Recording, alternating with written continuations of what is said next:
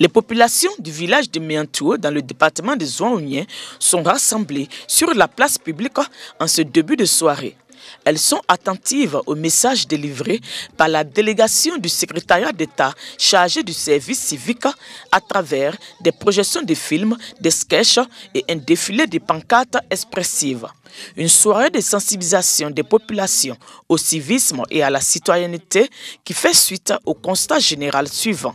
L'on note depuis quelque temps une recrudescence de l'incivisme des populations occasionnant des pertes en vies humaines, la destruction des symboles de l'État, des biens privés et publics, une atteinte à l'intégrité physique des autorités qui incarnent les institutions de la République, l'usage de la force et de la violence comme moyen d'expression et de revendication. Les grèves à répétition malgré la trêve sociale. Une liste non exhaustive qui interpelle au plus haut niveau.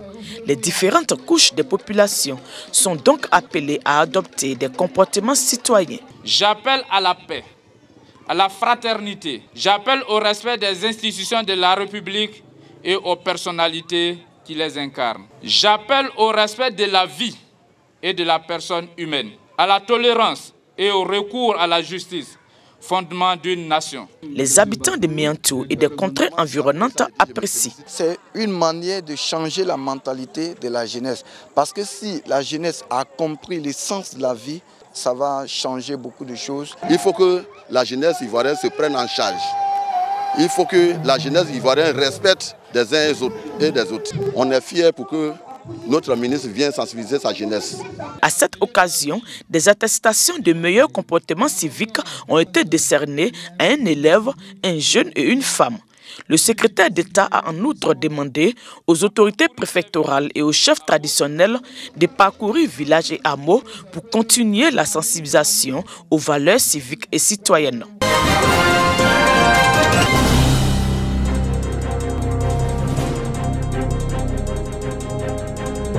Le financement public de l'agriculture en Côte d'Ivoire et l'impact social et économique de la nouvelle loi sur le mariage. C'est le thème au centre des travaux de l'atelier initié à l'université Alassane Ouattara. Une activité de la plateforme d'action nationale pour l'agriculture familiale en Côte d'Ivoire en collaboration avec Inades Formation. Pour les initiateurs, il s'agit de sensibiliser les participants sur les décisions gouvernementales en faveur des femmes mariées. On a dit que cette nouvelle loi-là, les femmes vont prendre le pouvoir sur nous. Ça, c'est les paroles d'hommes. Les défis de l'agriculture aussi demeurent. Nous allons avoir un plan d'action commun. Comment nous allons corriger les problèmes qui se trouvent dans nos différentes régions au niveau de l'agriculture familiale. Au nombre de 70, les participants venus des régions de Beker, du Poro, du Kyoloko, du Bélier et du district de Yamoussoukro disent être satisfaits. La Côte d'Ivoire s'est engagée à allouer au moins 10% de son budget annuel à l'agriculture. Mais jusque-là, nous ne sommes que à 4% au lieu de 10%. Nous avons besoin de ces gens d'ateliers pour pouvoir changer de mentalité, changer de comportement et pouvoir avoir le courage aussi de produire. En tant qu'ONG, nous suivons aussi les femmes dans leurs droits et devoirs, ainsi que les enfants. Bon, mais si nous ne savions pas bien discerner ces lois, c'est sûr que nous ne pouvons pas bien enseigner ces femmes. La PANAFSI et Inades Formation entendent poursuivre ces activités d'information et de sensibilisation dans d'autres régions du pays afin que les populations apprécient les décisions gouvernementales.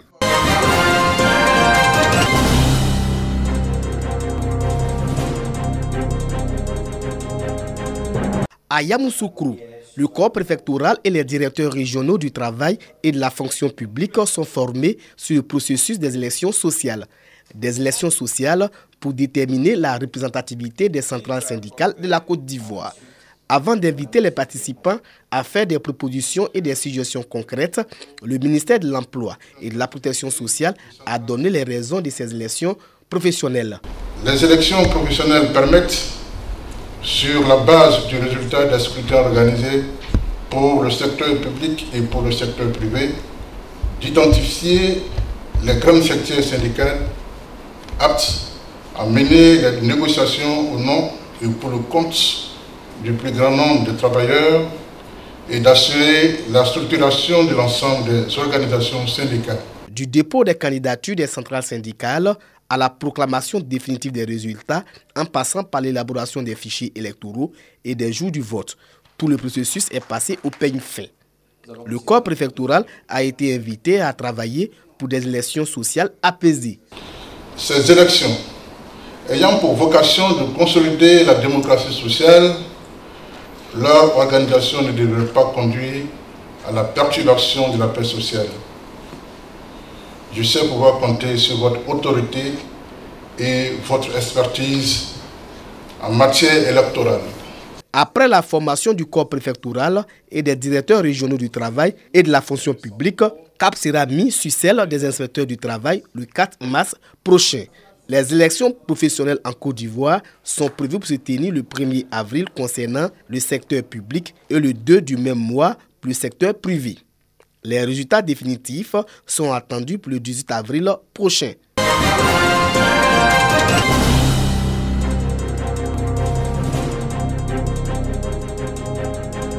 Raviard, petit village que se partagent l'Engban et l'Enzipui, est érigé en chef-lieu de sous-préfecture en 2012. 2014, la localité reçoit son premier sous-préfet. L'érection de Raviard en circonscription administrative a suscité beaucoup d'espoir chez les populations. Convaincus de rattraper le retard accusé par la localité dont l'accès était difficile à cause des routes dégradées, pareilles à celles qui relient les localités du département de Didiévi dont fait partie Raviard. Aujourd'hui, l'État a permis leur désenclavement. Pour autant, de nombreux manques restent à combler. On veut qu'on aura construit le marché. Parce que si le marché n'est pas bon, là, rien ne marche. Un projet de construction du marché de Raviard est en cours. C'est vrai que cela fait depuis un moment donné que les parents entendent, mais je pense que leur attente va prendre fin bientôt, parce que la question est totalement bouclée. Les travaux doivent commencer autour du mois de mars 2019. En réponse aux appels répétés du sous-préfet au cadre de Raviard, une cité a été construite où logent des fonctionnaires en poste dans la ville. Mais le besoin en logement demeure une préoccupation. Préoccupation aussi le déficit d'enseignants dans les écoles primaires de Raviard. Conséquence, il est difficile d'assurer aux enfants inscrits à l'école le savoir. Des enfants du primaire, victimes innocentes de l'insuffisance de cantines scolaires observables dans plusieurs écoles primaires de Molonou et Tindiekro, administrées par l'inspection primaire de Raviard. Le même problème se pose également au collège de Raviard. Depuis fort longtemps, les enfants viennent à pied, ils n'ont rien à manger. La cantine, c'est salutaire pour nous. À Raviard, nous avons 57 écoles et en tout, nous avons 20 cantines. Donc, vous voyez que nous sommes loin de la moyenne. Les cours reprennent à 14 h et que quand les enfants rentrent, très souvent, ils vont jusqu'au champ retrouver les parents. Donc, ça entraîne des retards à la reprise. Naturellement, il y a certains qui ne reviennent plus. Donc, il y a un manque à gagner au niveau même des connaissances et ça joue négativement sur le niveau d'acquisition des élèves. Ils sont 800 élèves inscrits au collège de Raviard dans un cadre propice aux études. Ces élèves et tous les jeunes de Raviard se félicitent de la construction d'un foyer polyvalent moderne doté d'un centre multimédia, offert par Jana Osukwadio, cadre et fils de Raviard. Autre infrastructure au bénéfice de la jeunesse, une ferme-école encore en chantier, financée par le Conseil régional du Bélier. Illustration de la vocation agricole de cette localité à fort potentiel. Raviard est en Côte d'Ivoire, l'une des rares localités où les conflits entre agriculteurs et éleveurs ont trouvé une solution concertée. Depuis que le commandant est venu, il a dit qu'il va organiser. Il a organisé aussi. Ça marche aussi. On est en train de travailler avec lui, toujours. Il nous aide bien entre nous et les cultivateurs. Nous avons donc, avec la chefferie, en tout cas impliqué toute la chefferie, pour que lorsqu'il y a un cas de culture, le président avec son bureau vont faire le constat et ensemble ils négocient avec le peut-être terrien et avec le peut-être du champ. Là, ça évite donc qu'on ait des conflits. Et également au niveau donc, des animaux, nous avons demandé à ce qu'on ne peut plus abattre des animaux, donc il n'y a plus d'abattage systématique de bêtes. Donc, cela donc, a favorisé en tout cas une bonne cohésion entre les éleveurs et les agriculteurs et les éleveurs, donc tous les animaux sont bien parqués, bien suivis. Jadis réputée pour sa mangue qui porte le nom de la ville, Ravia ne compte plus parmi les grandes productrices de mangue en Côte d'Ivoire à cause des vergers qui ont vieilli. La localité demeure toutefois une zone agricole d'importance, notamment de par la culture de l'anacarde et ses immenses bas-fonds rizicoles. Un riche potentiel peu valorisé dont les paysans ne tirent pas véritablement bénéfice. On a besoin d'un barrage pour faire du riz. Le barrage là, à chaque fois, l'eau ne peut pas manquer à Ravia et puis à chaque fois on peut faire le riz. Actuellement, c'est le barrage là qui nous concerne d'abord, le barrage. Et puis notre marché, c'est tout. Dans un élan de diversification de sa production agricole, Ravia a fait le pari de valoriser le manioc qui gagne du terrain. Une unité de transformation de manioc en produits dérivés est annoncée. Le bâtiment est déjà achevé, reste maintenant à installer toute la machinerie pour rendre fonctionnelle cette unité. En attendant, les vieux moulins de la ville continuent d'accueillir les productrices de manioc pour le broyage de leur production. Leur empressement de voir cette usine de transformation fonctionnelle est visible.